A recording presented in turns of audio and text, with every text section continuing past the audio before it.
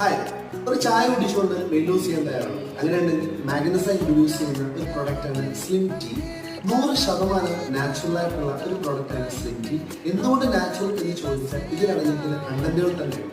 ഒന്ന് കൊടംപുളി, രണ്ടാമത്തത് ഗ്രീൻ ടീ, അതുപോലെ തന്നെ കറുവപ്പട്ട, ലോങ് പെപ്പർ, ഇഞ്ചി, ഷമോമൈൽ എന്നിവയുടെ എക്സ്ട്രാക്ട് അടങ്ങിയ ഒരു ടീ ബാഗാണ് സ്ലിം ടീ.